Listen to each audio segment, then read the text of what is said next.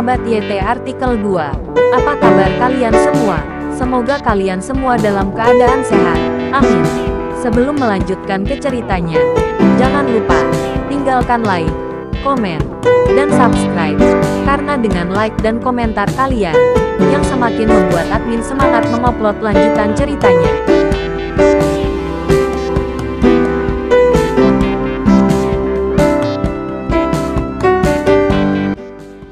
Episode 435.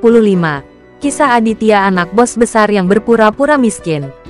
Apakah kamu kedinginan? Aditya bertanya pada rival ketika dia melihat penampilannya yang gemetar. Rival merasa bersalah melihat Aditya bertanya kepadanya. Dia dengan cepat berkata, Ya, hari ini semakin dingin. Aditya tidak bisa berkata-kata. Suhunya lebih dari 20 derajat di atas nol. Bagaimana bisa dingin? Farah juga melihat ada yang tidak beres dengan rival, tapi dia tidak tahu apa yang terjadi dengan rival. Saudara rival, apakah kamu khawatir? Farah memandang rival dan bertanya dengan bingung. Rival tertegun ketika ditanya, dan berkata kepada Farah sambil tersenyum, Tidak, bagaimana saya bisa memikirkan sesuatu? Mengapa saya melihat begitu bingung? Apa yang telah kamu lakukan pada dirimu sendiri? Aditya bertanya sambil menatap rival. Dia berkata bahwa dia merasa rival terlalu tidak normal hari ini. Rival sangat tercengang dengan pertanyaan itu sehingga dia tidak mengucapkan sepatah kata pun untuk beberapa saat. Oh Tuan Aditya, apa yang ada dalam pikiran orang yang tidak berperasaan seperti rival? Ayo, Paman akan minum bersamamu lagi, kata Herman dan bersulang untuk Aditya sendiri. Aditya sudah minum 2 kali. Dan minuman yang dia minum sebagai pengganti anggur tidaklah menarik. Saya tidak akan minum lagi, kata Aditya kepada Herman. Oke, Tuan Aditya tidak akan mengemudi lagi di hari lain.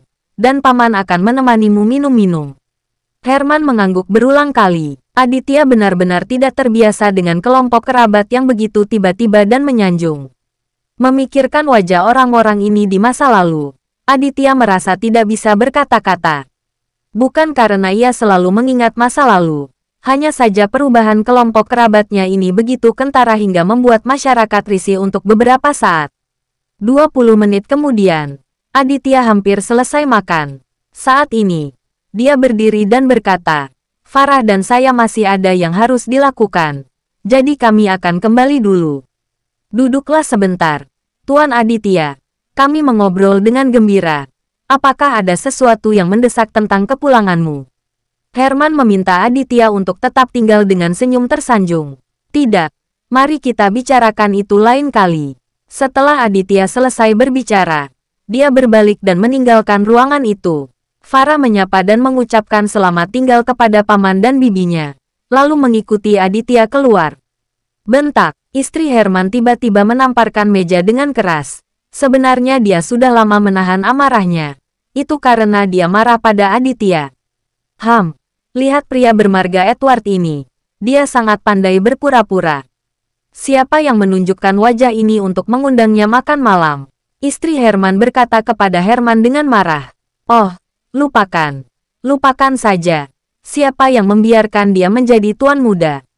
Lagi pula, meskipun dia berpura-pura, dia masih memiliki modal untuk berpura-pura.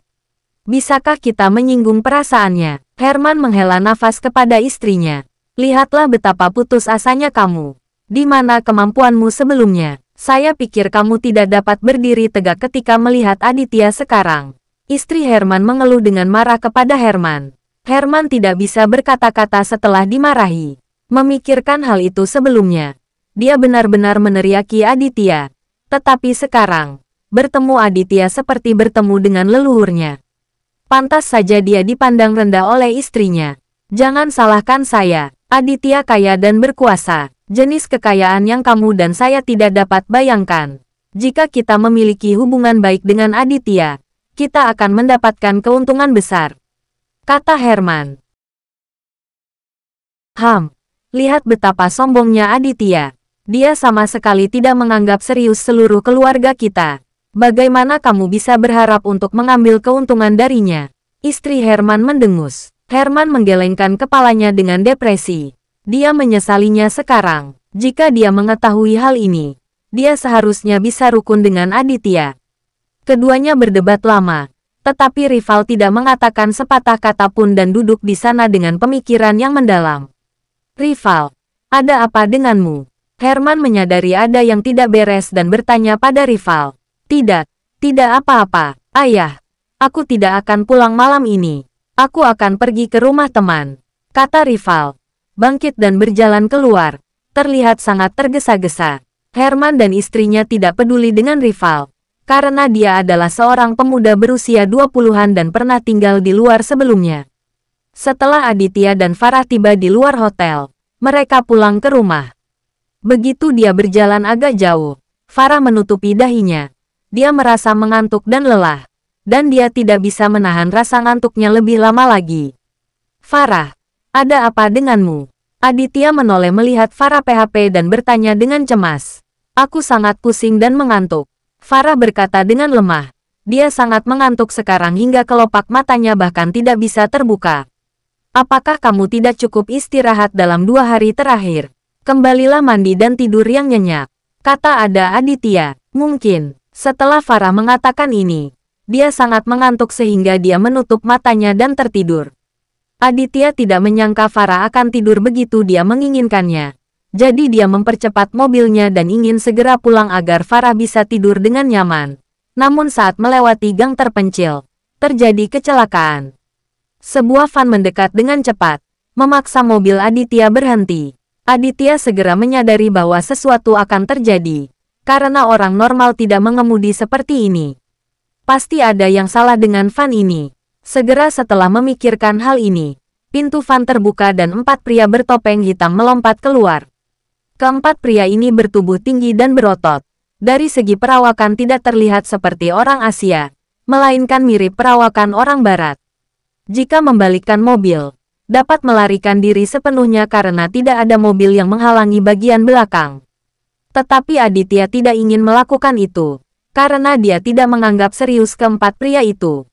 Terlebih lagi, latar belakang pihak lain masih belum jelas, dan Aditya masih ingin mencari tahu siapa yang menimbulkan masalah. Jadi Aditya membuka pintu, keluar dari mobil, dan berjalan menuju 4 pria bertopeng hitam. Keempat pria bertopeng itu tertegun sejenak. Mereka mengira Aditya akan memilih untuk segera melarikan diri. Tetapi mereka tidak menyangka Aditya tidak melarikan diri, tetapi berjalan ke arah mereka. Pria bertopeng tidak mengatakan sepatah kata pun, tetapi dia tidak bisa menahan diri untuk tidak memukul kepala Aditya dengan tongkat. Aditya sudah bersiap. Dia sudah melihat keempat pria bertopeng itu memegang tongkat pendek di tangan mereka.